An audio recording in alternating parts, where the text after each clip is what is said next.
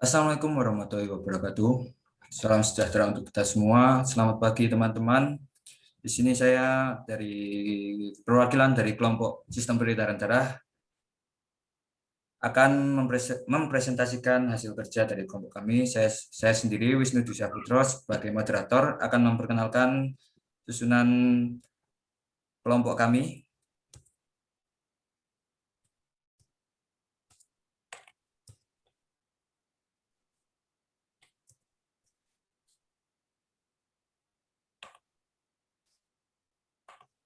Dimulai dari anggota kelompoknya, yaitu ada Aulia Sofi Nida dengan NIM 6101420205, Dewi Ratnasari dengan NIM 6101420206, saya sendiri Wisnu Dwi Syahputro dengan NIM 6101420207, dan Faza Agil Karisma dengan NIM 6101420208. Jadi sebelumnya saya akan menjelaskan apa itu darah. Darah adalah suatu jaringan tubuh yang terdapat di dalam pembuluh darah yang warnanya merah.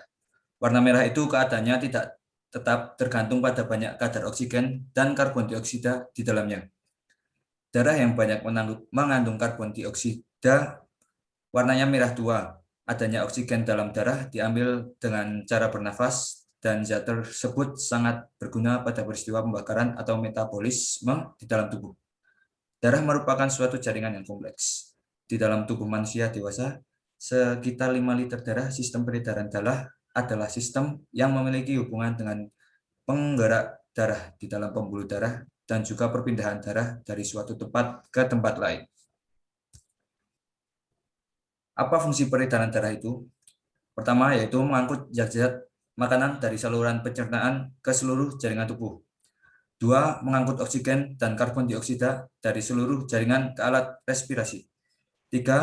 Mengangkut hormon dari kelenjar endokrin ke target organ dan mendistribusikan panas dari sumbernya ke seluruh bagian tubuh.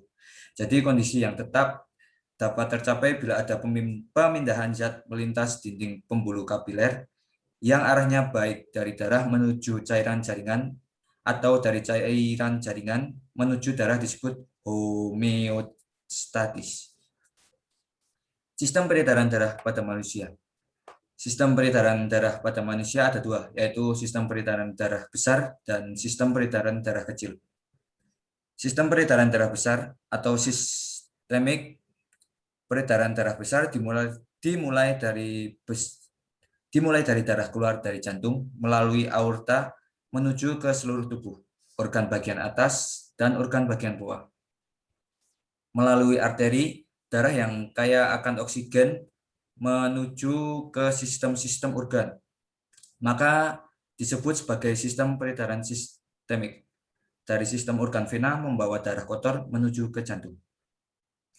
Vena yang berasal dari sistem organ di jantung akan masuk ke bilik kanan melalui vena cava inferior, sementara vena yang berasal dari sistem organ di bawah jantung dibawa oleh vena cava posterior. Darah kotor dari bilik kanan akan dialirkan ke serambi kanan, selanjutnya akan dipompa ke paru-paru melalui arteri pulmonalis. Arteri pulmonalis merupakan suatu keunikan dalam sistem peredaran darah manusia karena merupakan satu-satunya arteri yang membawa darah kotor atau darah yang mengandung CO2. Ya, untuk selanjutnya akan dipresentasikan oleh Aulia Sofinida. Silakan Mbak Aulia. Ya, terima kasih, Nu. Saya akan melanjutkan presentasi sistem peredaran darah kecil yang disebut dengan pulmonal. Dan darah kecil dimulai dari darah kotor yang dibawa arteri pulmonalis dari serambi kanan menuju ke paru-paru. Dalam paru-paru, tepatnya pada alveolus, terjadi pertukaran gas antara NO2 dan CO2. Gas NO2 masuk melalui sistem respirasi dan CO2 akan dibuang keluar tubuh. NO2 yang masuk akan diikat oleh darah dalam bentuk H terjadi di dalam alveolus. Selanjutnya, darah bersih ini akan keluar dari paru-paru melalui vena pulmonalis menuju ke jantung atau bagian bilik kiri. Vena pulmonalis merupakan keunikan yang kedua dalam sistem peredaran darah manusia, karena merupakan satu-satunya vena yang membawa darah bersih.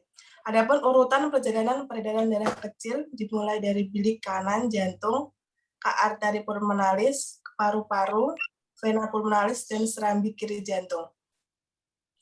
Lanjut, no. Next. Adapun pembuluh limfo atau disebut pembuluh getah bening. Pembuluh limfo kanan yaitu dari kepala, leher, dada, paru-paru, jantung, dan lengan sebelah kanan, bermuara di pembuluh balik yang letaknya di bawah tulang selangkah kanan. Adapun pembuluh limfo adalah bermuaranya pembuluh lemak, pembuluh kil. Peredaran limfa adalah terbuka, merupakan alat penyaring kuman karena di kelenjar limfa diproduksi sejenis sel darah putih yang disebut limfosit untuk imunitas. Selanjutnya akan dibacakan oleh Dewi Ratnasari. Silakan Dewi Ratnasari. Oke. Selanjutnya yaitu organ dalam sistem peredaran darah, yaitu jantung. Jantung merupakan salah satu organ vital dalam tubuh manusia yang berfungsi untuk memompa darah ke seluruh tubuh. Jantung terletak di bagian tengah rongga dada, tepatnya di bagian belakang sisi kiri tulang dada. Ukuran jantung orang dewasa kira-kira sedikit lebih besar dari satu kepalan tangan. Di dalam jantung terdapat 4 ruangan yang terbagi menjadi 2 bilik ventrikel dan 2 serambi atau atrium. Serambi dan bilik kiri jantung berisi darah bersih yang kaya oksigen, sedangkan bilik dan serambi kanan berisi darah kotor. 4 ruangan di dalam jantung juga dilengkapi 4 katup yang berfungsi untuk menjaga aliran darah mengalir ke arah yang tepat. Next. Pembuluh darah. Pembuluh darah adalah bagian dari sistem peredaran darah yang berfungsi untuk mengedarkan darah dari jantung ke berbagai organ dan jaringan tubuh maupun sebaliknya. Ada 2 jenis pembuluh darah dalam tubuh, yaitu arteri. Arteri yaitu pembuluh darah ini bertugas membawa darah yang kaya akan oksigen dari jantung menuju seluruh jaringan dan organ tubuh, kecuali pembuluh arteri pulmonalis. Darah bersih dipompa keluar dari jantung akan melalui pembuluh darah utama atau aorta dari bilik kiri jantung. Aorta ini kemudian bercabang menjadi pembuluh darah arteri yang lebih kecil atau arteriol yang menyebar di seluruh bagian tubuh. Yang kedua yaitu vena. Pembuluh darah vena berfungsi untuk membawa darah dari seluruh jaringan dan organ tubuh untuk kembali ke jantung, baik dari seluruh tubuh atau dari paru-paru. Pembuluh vena besar atau vena cava membawa darah kotor yang mengandung karbon dioksida dari seluruh tubuh untuk dialirkan ke paru-paru dan ditukar dengan oksigen melalui proses pernapasan. Sementara itu, vena pulmonalis atau vena paru membawa darah bersih yang kaya oksigen dari paru-paru menuju jantung.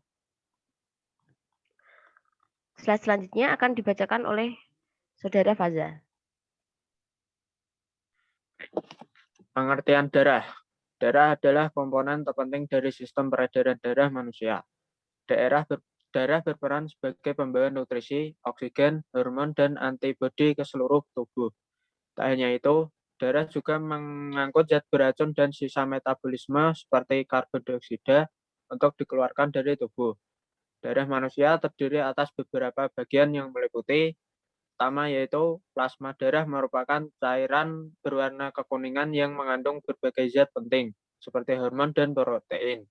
Yang kedua adalah sel darah merah atau eritrosit, berfungsi sebagai pembawa oksigen dan karbon dioksida. Yang ketiga adalah sel darah putih atau leukosit, merupakan komponen utama dari sistem kekebalan tubuh. Sel darah ini bertugas untuk mendeteksi keberadaan benda asing yang berbahaya, seperti zat beracun dan kuman, lalu melawannya agar tubuh terlindungi dari berbagai penyakit. Yang keempat adalah keping darah atau trombosit, dibutuhkan oleh tubuh untuk menunjang proses pembekuan darah seperti jadi luka atau cedera. Lanjut. Jadi sistem peredaran darah pada manusia ada 2, sistem peredaran darah besar dan peredaran darah kecil. Peredaran darah besar dimulai dari darah keluar dari jantung melalui aorta menuju ke seluruh tubuh atau organ bagian atas dan organ bagian bawah. Urutan perjalanan peredaran darah kecil. Bilik kanan jantung ke arteri pulmonalis, ke paru-paru, ke vena pulmonalis, ke serambi kiri, dan serambi kiri jantung. Organ yang berperan dalam sistem peredaran darah terdiri dari jantung, pembuluh darah atau arteri vena, darah. Lanjut. Next. Sekian presentasi dari kelompok kami. Apabila ada pertanyaan, bisa dilanjutkan di Elena untuk berdiskusi. Terima kasih. Terima kasih. Sama, Mas.